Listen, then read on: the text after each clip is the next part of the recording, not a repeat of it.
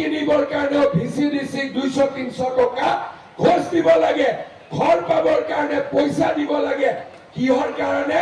VCDC বিলাক বৰালি মাছৰ দৰে, বৰালি মাছৰ দৰে ভিচিডিচি বিলাক বহি আছে।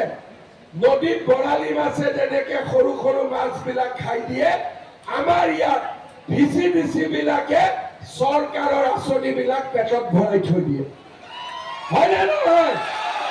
সেইকাৰণে মোৰ এটাই কথা, বিটিআৰত নতুন চৰকাৰ হ'ব, মোদীজীৰ ঘৰ বনোৱা টকা মানুহে ডাইৰেক্ট পাব, অৰুণোদয় দুখীয়া মানুহে ডাইৰেক্ট পাব, সেলফ হেল্প গ্ৰুপৰ লাখপতি বাইদেউ ডাইৰেক্টলি মানুহে টকা পাব।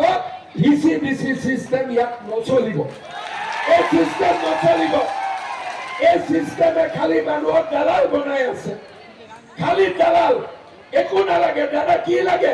আমাকে ভিচিডিচিৰ মেম্বাৰ কৰি দে। আৰে এটা কি কথা?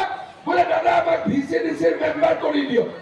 আৰু আমি যি এমএলএ হলো, এমপি হলো, ইএম হল, প্ৰধানমন্ত্ৰী হল, মুখ্যমন্ত্ৰী হল, ইয়াত কাৰো পাৱাৰ নাই।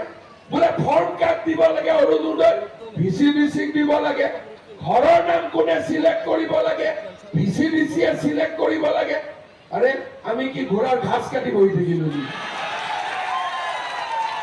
যদি গৰিব মানুহৰ টকা গৰিবে নাপায়, মই অৰুণোদয় দি কি লাভ আছে?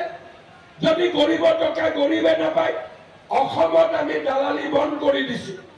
আজি অসমত চাকৰি নামত কোনো বাপৰ বেটাই তামোল একটা খাব নোৱাৰে, পুৰা নিয়মত চাকৰি পাব লাগিব, পুলিচত দৌৰিব চাকৰি পাব,